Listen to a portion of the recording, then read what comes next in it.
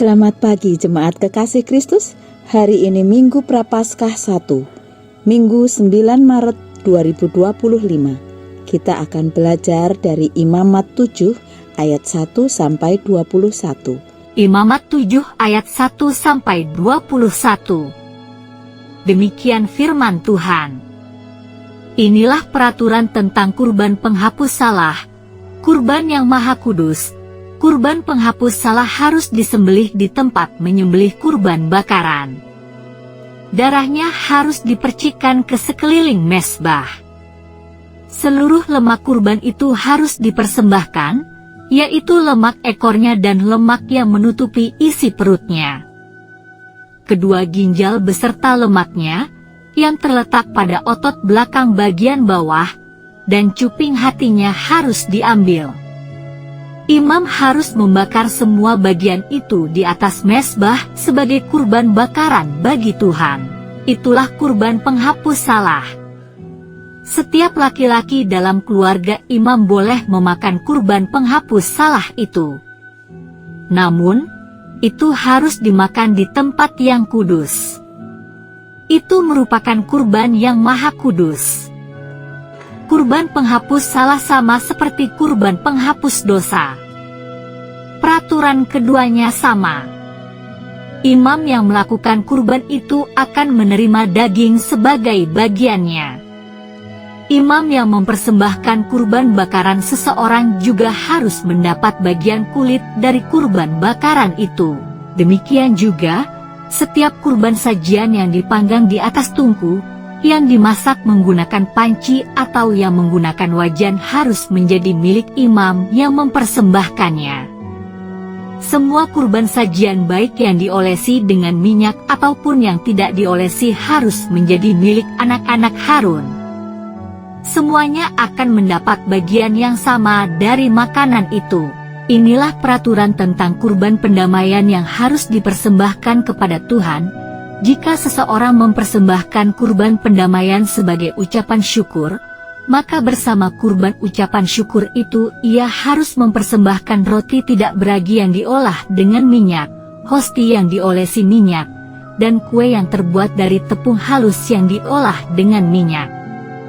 Bersama persembahan kurban pendamaian ucapan syukurnya, orang itu harus mempersembahkan kue yang beragi. Ia harus mengambil sebuah kue dari setiap persembahan itu sebagai pemberian kepada Tuhan.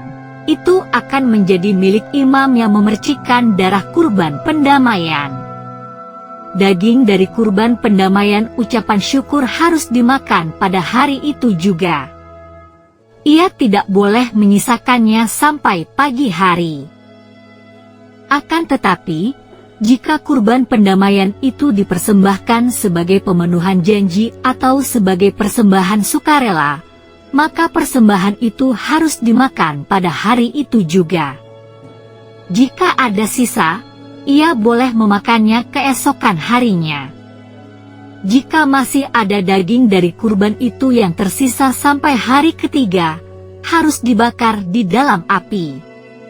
Jika seseorang memakan daging kurban itu pada hari ketiga, Tuhan tidak akan menerima orang yang mempersembahkan kurban itu. Dan kurban itu tidak akan memberi manfaat apapun bagi yang mempersembahkannya. Kurban itu telah tercemar, dan orang yang memakan daging itu akan menanggung kesalahannya sendiri. Juga, daging yang menyentuh segala sesuatu yang najis tidak boleh dimakan. Itu harus dibakar. Setiap orang yang tahir boleh memakan daging itu. Akan tetapi, orang najis yang memakan daging kurban pendamaian yang dipersembahkan kepada Tuhan harus dipisahkan dari umat. Jika seseorang menyentuh sesuatu yang najis, baik yang berasal dari manusia, hewan, ataupun segala sesuatu yang najis, dan ia memakan daging kurban pendamaian yang dipersembahkan kepada Tuhan, orang itu harus dipisahkan dari umat. Mahalnya keselamatan. Tidak jarang anugerah diperlakukan seperti sesuatu yang murahan. Karena diterima secara cuma-cuma, bukan dengan perbuatan baik manusia. Keselamatan seolah-olah tak istimewa. Terkadang kita lupa bahwa untuk apapun yang tidak kita bayar, ada seseorang yang membayarnya untuk kita. Demikianlah keselamatan yang kita terima hari ini. Yesus Kristus telah membayar harganya, dan harga itu sangat mahal. Melalui pembacaan Perjanjian Lama, kita diingatkan tentang mahalnya penebusan salah dan keselamatan. Yang diminta bukan korban biasa, melainkan korban Maha Kudus. Tentang bagaimana korban dipersembahkan ayat 2-6, apa yang menjadi bagian imam ayat 7-10, apa yang dipersembahkan dan dimakan ayat 12-15, kapan korban dimakan dan kapan sisanya dibakar habis ayat 16-17. Semuanya harus dilaksanakan dalam kekudusan. Pelanggaran terhadap salah satu saja akan membuat korban menjadi sesuatu yang menjijikkan dan mendatangkan konsekuensi terberat, yaitu kematian. Ayat 18-21. Betapa ketat aturan tentang korban penebus salah dan korban keselamatan. Ini menjadi pengingat bagi kita untuk menghargai anugerah Tuhan. Meski kita menerimanya secara cuma-cuma, Yesus Kristus sudah mencurahkan darahnya dan menyerahkan nyawanya. Ini adalah sesuatu yang tidak akan pernah bisa kita bayarkan kembali kepadanya. Jika dalam Perjanjian Lama penebusan dan keselamatan terjadi melalui kurban, saat ini kita bersyukur karena Yesus sudah melunaskan semuanya. Ia sudah menebus dan menyelamatkan kita sepenuhnya. Jangan sampai karena kita merasa kita bisa mendapatkannya dengan mudah, kita menjadikannya percuma. Ketika kita telah dilayakkan untuk menikmati berkat dan hidup kekal di dalam Tuhan, patutlah kita menghargai dan memeliharanya.